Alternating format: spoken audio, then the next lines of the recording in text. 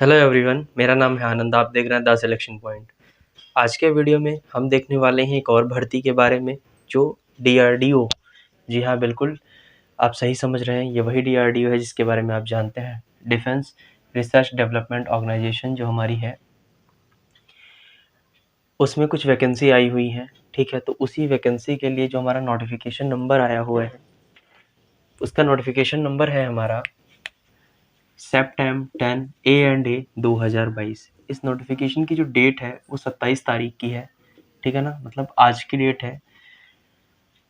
आज इस भर्ती के बारे में जब ये नोटिफिकेशन आया तो ये बताया गया इस भर्ती में कि इसके जो ऑनलाइन आवेदन शुरू होंगे वो 7/11/2022 से शुरू होंगे। कब से शुरू होंगे? 7/11/2022 से इसके नोटिफिकेशन, इसके रिगार्डिंग भर्ती शुरू हो जाएगी। क्या है इसका सिलेक्शन प्रोसेस, कैसे आप भी इसमें सिलेक्शन ले सकते हैं, आपके लिए कौन सी पोस्ट इसके लिए अच्छी रहेगी, इसी के बारे में आज हम बात करने वाले हैं। फिर ये कितने चरण में सिलेक्शन प्रोसेस पूरा होगा, सारा कुछ एकदम हम डिटेल से डिस्कस करने वाले हैं इस वीडियो के अंदर।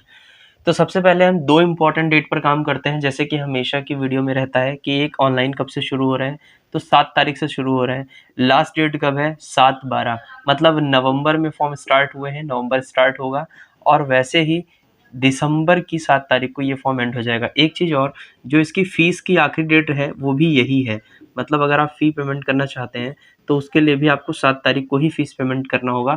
और एक सबसे इम्पॉर्टेंट चीज़ ये है कि ये 5 बजे तक ही होगा, केवल 5 बजे के बाद नहीं होगा। तो कोई भी लोग जो भी इसमें फॉर्म डालेंगे वो इस डेट का वेट नहीं करेंगे, आप 7 तारीख से फॉर्म फिल करना शुरू कर सकते हैं। फॉर्म कैसे फिल किया जाएगा, आपकी कोई मिस्टेक ना हो इसके लिए क्या, इसके लिए इसके रिगार्डिंग एक वीडियो आपको और दिया जाएगा। ठीक है ना, कि उसमें जब ये फॉर्म फिल करना स्टार्ट किया जाएगा तब मैं उसमें आपको ये बताऊँगा कि आपको फॉर्म कैसे फिल करना है। ठीक है ना?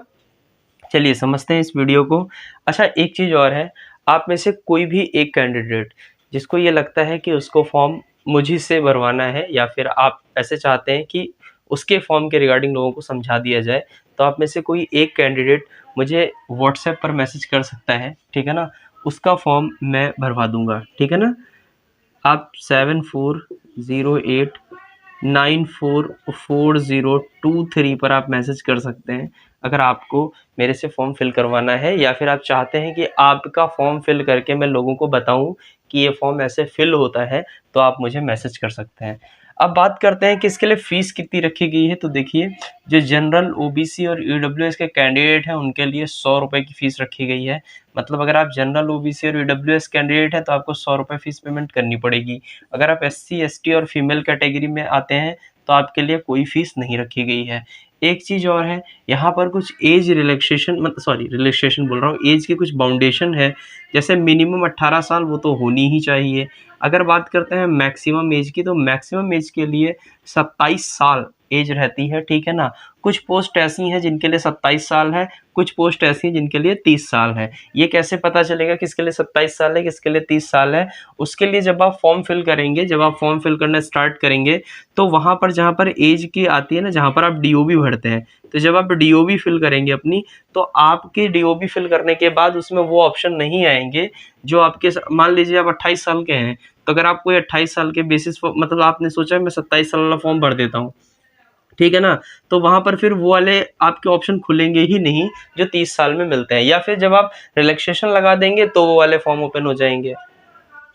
अब बात करते हैं इसमें कि जो टोटल हमारी नंबर ऑफ पोस्ट है वो कितनी है। देखो, जो टोटल नंबर ऑफ पोस्ट है वो हमारी 1061 है। ठीक है ना, 1061 पोस्ट पर आप सभी को अप्लाई करना है। 1061 पोस्ट आई हुई हैं, जिसमें से जनरल कैटेगरी की 679 हैं, ओबीसी की बात करें तो 204 हैं, ईडब्ल्यूएस की 67 है, एससी की 71 और एसटी की 40 पोस्ट हैं। टोटल करोगे तो 1061 आ जाएगा।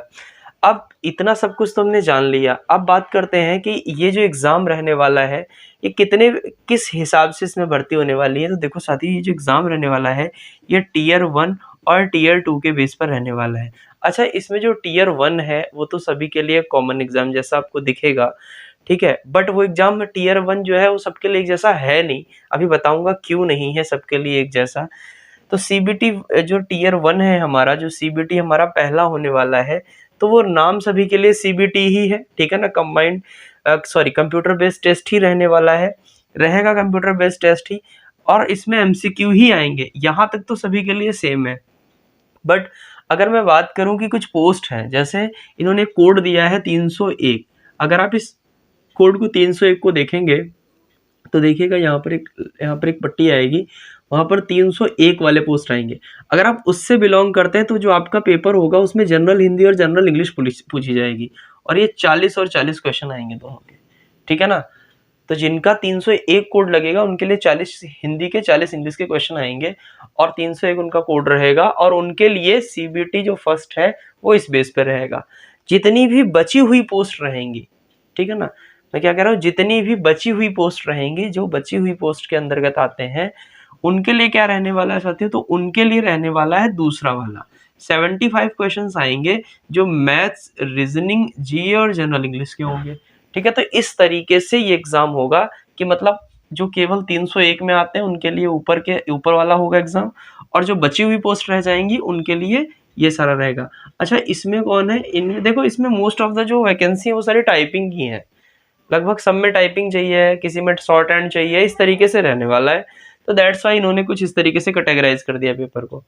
तो मान लीजिए आप सब कुछ समझ गए। अब बात करते हैं कि इस पर नेगेटिव इम्पैक्ट पड़ेगा किसी भी एग्जाम में। जी हाँ, नेगेटिव इम्पैक्ट बिल्कुल नहीं है। नेगेटिव इम्पैक्ट के बारे में उन्होंने साफ साफ नोटिफिकेशन में बता रखा है, वो पट्टी भी आपको साइड में दिखाई पड़ेगी ऊपर, कि इसमें नेगेटिव इम्पैक्ट नहीं रहने वाला है, मतलब आपका कोई नेगेटिव मार्क्स नहीं कटेगा।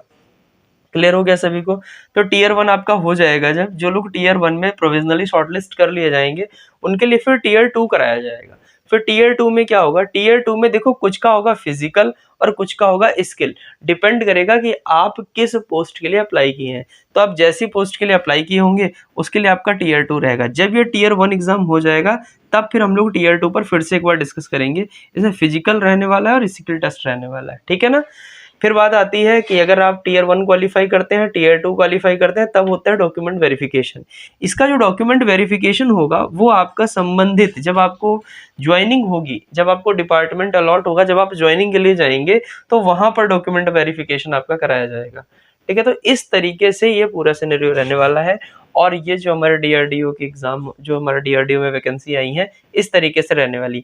मैं क्यों कह रहा हूँ कि ये एग्जाम जो है हमारा most of the typing based रहने वाला है, क्यों, आपने थंबनेल देखा होगा कि इसमें लिखा होगा कि जो हमारा टाइपिंग एग्जाम है वही क्यों है, क्योंकि इसमें जो अधिकतर पोस्ट है उन सब में लगभग या तो टाइपिंग है या शॉर्ट हैंड है। इस तरीके से पूरे एग्जाम का सिलेक्शन प्रोसेस रहने वाला है।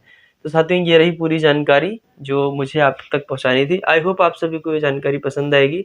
अगर आपको वीडियो पसंद आता है तो वीडियो को लाइक किया करिए, शेयर किया करिए, और साथ में ही आप अगर कोई सुझाव देना चाहते हैं तो कमेंट बॉक्स हमेशा खुला रहता है। अच्छा, अगर और भी किसी टॉपिक पर आप वीडियो चाहते हैं, जैसे कोई वैकेंसी है जिसके बारे में आपको नहीं पता चल रहा है, या फिर आप चाहते हैं कि कोई वैकेंसी के बारे में जानकारी कम लोगों के पास है, आप चाहते हैं कि चैनल के माध्यम से दूसरों के पास उस पोस्ट के उसकी जानकारी भी पहुंच जाए, तो आप क्या कर सकते हैं, आज आप मुझे डायरेक्टली व्हाट्सएप कर सकते हैं। उसका लिंक, जो भी एक नई पोस्ट आती है, जो नई नोटिफिकेशन आती है।